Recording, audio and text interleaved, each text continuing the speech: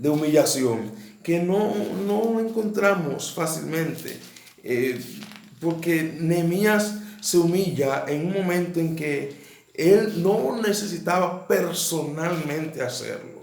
Él no necesitaba, a él no le afectaba la situación del pueblo de Israel.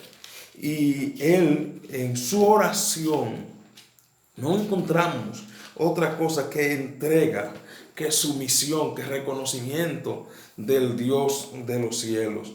Y dice el texto, palabras de Nehemías, hijo de Hilcías, aconteció en el mes de Quisleu, en el año 20, estando yo en Susa, capital del reino, que vino Anani, uno de mis hermanos, con algunos varones de Judá, y les pregunté por los judíos que habían escapado, que habían quedado de la cautividad, y por Jerusalén, y me dijeron: el remanente, los que quedaron en la cautividad, allí en la provincia, están en gran mal y afrenta, y el muro de Jerusalén derribado, y sus puertas quemadas a fuego. Cuando oí estas palabras, me senté y lloré, e hice duelo por algunos días, y ayuné y oré delante del Dios de los cielos. Y dije: te ruego, oh Jehová, Dios de los cielos, fuerte, grande y temible, que guarda el pacto y la misericordia a los que le llaman y guardan sus mandamientos. Esté ahora atento tu oído y abierto tus ojos para oír la oración de tu siervo, que hago delante de ti día y noche, y por los hijos de Israel tus siervos, y confieso los pecados de los hijos de Israel que hemos cometido contra ti. Sí, yo y la casa de mi padre hemos pecado. En extremo nos hemos corrompido contra ti y no hemos guardado los mandamientos, estatutos y preceptos que diste a Moisés tu siervo. Acuérdate ahora de la palabra que diste a Moisés tu siervo, diciendo: si vosotros pecareis, yo os dispersaré por los pueblos. Pero si os volviereis a mí y guardareis mis mandamientos y los pusieseis por obra, aunque vuestra dispersión fuese hacia el extremo de los cielos, de allí os recogeré y os traeré al lugar que escogí para hacer habitar allí mi nombre. Ellos pues son tus siervos y tu pueblo, los cuales redimiste con tu gran poder y con tu mano poderosa. Te ruego, oh Jehová, esté ahora atento tu oído a la oración de tu siervo y a la oración de tus siervos, quienes desean reverenciar tu nombre. Concede ahora buen éxito a tu siervo y dale gracia delante de aquel varón, porque yo servía de copero al rey. Ay, esta palabra de Nehemías. A mí me toca esta parte de la oración de humillación. ¿Cómo se hace la oración de humillación? Nosotros no tenemos todo el tiempo para ver todo lo que Nehemías nos enseña aquí, pero sí quiero resaltar algunos puntos de la oración de Nehemías. Lo primero es que es la oración de un corazón rendido porque sí. Porque, como decía, Nehemías tenía un buen cargo en el imperio donde el rey Artajerjes. Nehemías estaba cómodo, Nehemías estaba chévere, no había necesidad de Nehemías preocuparse por la situación de miseria que vivía el pueblo de Israel. No había una razón, o el pueblo de Judá, más bien, no había una razón personal. Si dijéramos y evaluáramos humanamente, no había una razón porque Nehemías estaba bien. Él no estaba humillando su corazón por sus propios errores, quizás de manera personal, porque lo que estaba sucediendo era la esclavitud del pueblo por causa del pecado de los reyes, de los que gobernaban, y el pecado, como ellos habían conducido al pueblo a la maldad, al punto que Dios tuvo que castigar, y era como un círculo que se daba. El pueblo pecaba, venía el castigo, el pueblo se humillaba, entonces venía la restauración, y eso es lo que está pasando con Nehemías. La pregunta es: ¿quién tiene que humillarse? El texto clave que tenemos dice: si se humillare mi pueblo. Y entonces, si es el pueblo de Dios que tiene que humillarse, el pueblo que invoca el nombre del Señor, como bien expusiera el pastor Nehemías, entonces, ¿qué debe hacer? Dice: oraren. Entonces aquí vamos a ver el punto de qué es lo que debemos orar. que diga que realmente estamos humillándonos delante de Dios. ¿Qué es lo que debemos decir en nuestras oraciones? ¿Qué es lo que debe expresar el corazón para que hable de que estamos humillados delante del Rey de Reyes y Señor de Señores? Lo primero es reconocer en la situación, reconocer la situación. Nehemías reconoció la situación en vista de que su hermano Hanani le había venido a contar cómo estaba su pueblo, cómo estaba destruida la ciudad. Y nosotros reconocemos, no porque alguien vino a contarnos, sino porque estamos viéndolo con nuestros propios ojos. Estamos viendo los noticieros. Si salimos a las calles, estamos viendo. Si entramos a las redes sociales, los noticieros digitales, también estamos viendo, estamos notando lo que pasa en la República Dominicana y en el mundo entero. Así que nosotros tenemos la razón a mano. Nehemías reconoció la razón. Y eso conmovió el corazón de Nehemías. Lo primero que un gente de oración que se humilla, de oración humilde delante de Dios, tiene que hacer, o que tiene que pasar en su vida, es que tiene que temblar su corazón ante la realidad que se está viviendo. Tiene que estremecerse su corazón de compasión delante de Dios, pero también tiene que estremecer su corazón de reconocer el por qué ha venido esto. Y tiene que estremecer su corazón sabiendo delante de quién puede estar. Nehemías sabía que no había otro refugio. Nehemías sabía que no había otra vía. Nehemías sabía que no había nadie más a quien acudir. Él conocía a su Dios. Él no perdió la fe por estar en pompas con el rey Artajerjes. Él mantuvo sus principios, mantuvo su conocimiento. De modo que de aquí extraemos que la condición del pueblo no es por falta de conocimiento.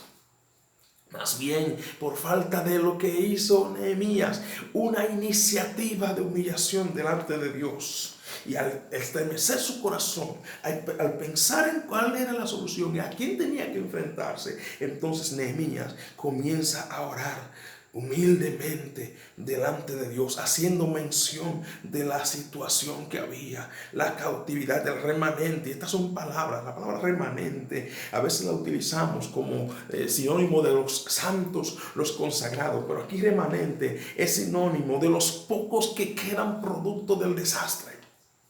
Los pocos que quedaron, la señal de que somos pueblo, una pequeña pincelada, el poquito de pueblo que quedó allá producto de la destrucción, el remanente, lo que quedaron de la cautividad. Allí la provincia está en gran mal y afrenta.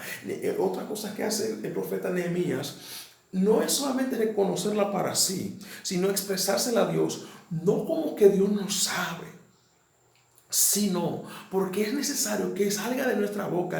El apóstol Pablo dijo, si confiesas con tu boca, la confesión, el pronunciar la verdad que se está visualizando, el pronunciar la verdad que existe, el pronunciar la realidad delante de Dios, eso hace un trabajo también de humillación en nosotros. De modo que el otro punto de humillación es declarar la situación a la luz de la verdad. A la luz, en este caso, de la verdad de las sagradas escrituras. El tercer punto, aquí es el punto de llorar. Nehemías dice el verso 4 que cuando oyó esas palabras, lloró delante de Jehová e hizo duelo por algunos días. A veces nosotros nos humillamos por una hora y no está mal. Nos humillamos por 2 horas y ya nos olvidamos. Nehemías tenía un propósito tan grande que su humillación no podía ser tan breve. No podía ser un asunto de como me tomé un trago de agua y se me olvidó. El peso de responsabilidad que sentía Nehemías requería de una humillación mucho más profunda. Dice que duró algunos días y que también ayunó y oró delante del Dios de los cielos. Nehemías reconoce la grandeza de su Dios y dice, te ruego, Jehová. Y esta expresión de te ruego, Jehová, verso 5, no es la expresión de alguien que va a solicitar un derecho. Lejos de un derecho, es una vergüenza tener que volver ante Dios con todo lo que Dios había hablado al pueblo, con todas las voces, las profecías, la palabra que el pueblo había escuchado de Dios, y haberle fallado, producto de lo cual estaba la esclavitud y la destrucción allá en Judá. Te ruego, Dios, es una expresión de alguien que reconoce profundamente su pecado. ¿Cómo ora alguien que se humilla? Reconociendo, rogando delante de Dios. ¿Qué rogaba Nehemías? El ruego no se deja notar antes de que Nehemías haga para sí y delante de Dios una expresión de grandeza de Dios. Dios de los cielos. No está hablando del diosito de Artajerjes, de los quizás muñecos que tenía Artajerjes. Fuerte. ¿Delante de quién está Nehemías? El que ora humillándose, ¿delante de quién está? Tenemos que reconocer a quién nos dirigimos. Grande y temible. Note la descripción de Nehemías y solamente está empezando la oración. Que guarda el pacto y la misericordia a los que le aman y guardan sus mandamientos. Así que yo no tengo nada que buscar aquí, porque tú guardas el pacto y la misericordia a los que te aman y guardan tus mandamientos. ¿Y qué dijimos? Que el pueblo de Israel, el pueblo de Judá, había sido dispersado, había sido llevado esclavo por su pecado. Así que el pueblo no había guardado el pacto y la misericordia delante de Dios. Sin embargo, Nehemías lo que está haciendo es confesando la realidad, reconociendo qué hay, qué está pasando.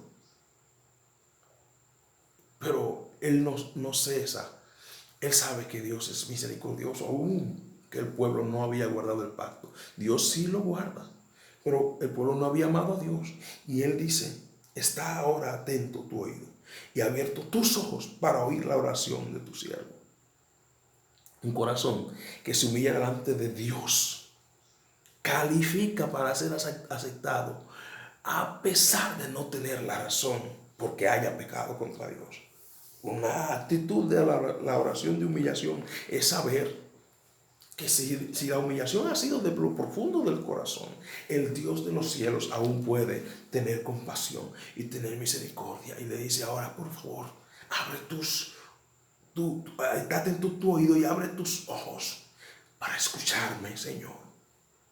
Pero no viene la oración del servidor del rey, el funcionario del rey. No, la oración de tu siervo, de tu esclavo, de tu ínfimo que puede acercarse a ti a ver si esporádicamente tú le quieres oír. No es un grande. En la expresión de Nehemías no se nota grandeza.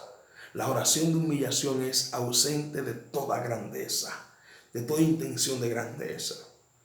Y entonces viene a confesar y ahora dice, y confieso los pecados de los hijos de Israel que hemos cometido contra ti. Yo y la casa de mi padre hemos pecado. Y ahí es donde yo hago énfasis para decir, Nehemías está confesando un pecado que él personalmente no cometió. Y se me parece mucho a la escena de Daniel. Daniel hace lo mismo en la misma condición de esclavitud. No porque Daniel estuviera preso ni con grillos en las manos, que Daniel llegó también a ser funcionario de Babilonia. Pero Daniel confiesa el pecado del pueblo como un pecado personal. Y es la labor del intercesor. Es la labor del intercesor. El intercesor que se humilla delante de Dios debe confesar el pecado del pueblo como si fuera su propio pecado. No creo que la mente de Nehemías hubiera, déjame meterme al medio por ellos. Como a veces nosotros hacemos, y yo he escuchado al ser humano decir, haciéndole un bien a fulano. No, él no estaba pensando en que le hacía un bien a fulano. Él está pensando en que él también era partícipe del pecado del pueblo, porque está confesando un pecado nacional. Un pecado nacional. Y nosotros hoy debemos confesar el pecado de nuestra nación como nuestro pecado. Y yo bendigo a mi hermana Rosemary, que oraba así en ese orden ahorita. Confesar el pecado del pueblo como un pecado nacional del cual yo soy parte. De alguna manera yo tengo que decir, nosotros, el pueblo de Dios, somos parte de la situación que está en este mundo, porque quizás A lo mejor no hemos sido sal lo suficiente para salar a este pueblo. A lo mejor no hemos sido efectivos lo suficiente para evitar que sucedan cosas que están sucediendo en nuestra nación. A lo mejor no hemos logrado, no hemos llegado lo más profundo en humillación delante de Dios a favor de la tierra para que yo no la destruyese, dice Jehová. A lo mejor no hemos sido lo suficientemente efectivos, por lo cual el pecado debemos confesarlo, como asumiéndolo, como así sintiendo el dolor, sintiéndonos parte del mismo. Es la confesión del pecado de Adalberto como parte de los dominicanos, de Adalberto como parte del pueblo de Dios, y se humillar en mi pueblo. El texto no está diciendo si se humillar en los impíos o los inconversos o los que no conocen la palabra de Dios. El texto está diciendo si se humillan los míos y yo soy de él. Nehemías sabe que él es de él, por tanto no tenía que averiguar mucho si a él le correspondía o no humillarse. La oración de humillación es la que se involucra personalmente en asumir la responsabilidad del mal. Bendito sea el Señor. Hay una serie de peticiones que Nehemías hace en lo adelante. Nehemías está pidiendo a Dios que le acompañe. Está pidiendo a Dios que se acuerde de promesas que había hecho a siervos antes. Está haciendo un recordatorio. Y yo creo que es un ejercicio más bien de reconocer el carácter de Dios, que es fiel. Y está diciendo, está recordando lo mismo que Dios le dijo a Salomón. ¿Sabes? Salomón, si yo enviara pestilencia y enviara catástrofe, enviara castigo, y ustedes se humillan, entonces yo voy a oír. Y Nehemías está diciéndole esto: acuérdate que tú dijiste tal cosa, Señor. No como un reclamador exigente que se cree dueño o que se cree merecedor. Lo primero que dijimos es que Nehemías se humilló sabiendo delante de quién estaba.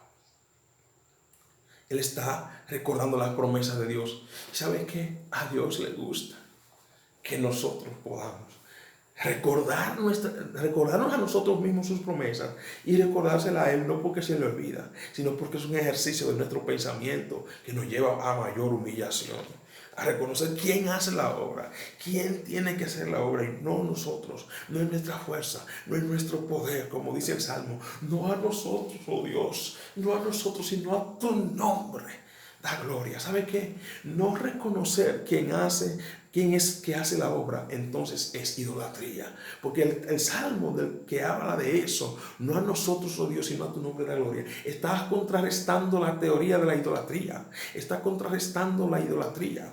Así que no reconocer a quién nos dirigimos como el Dios omnipotente y supremo es también idolatría. Por tanto, Nehemías no podía fallar en su oración de humillación, en reconocer lo que Dios había prometido. Todo viene de ti, y por tanto a ti, Señor, tiene que llegar la gloria, la honra y el honor. ¿Cuál fue el resultado? Ya lo sabemos. Dios puso gracia en Nehemías para con el rey Artajerjes. Nehemías no tuvo que rebelarse contra el rey, ni tuvo que renunciar al trabajo. Dios bendijo a Nehemías a través de Artajerjes. El rey le dio recursos, le dio provisiones, porque Nehemías tenía un plan. Y si nosotros analizamos bien el desarrollo de la oración, encontramos que Nehemías tenía un plan.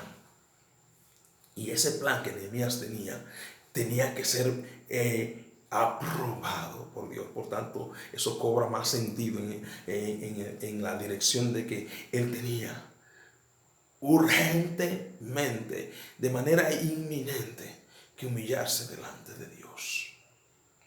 Tú y yo ahora vamos a humillarnos delante del Señor. Señor, aquí estamos. Y si tú no nos tuvieras aquí, tampoco podríamos estar.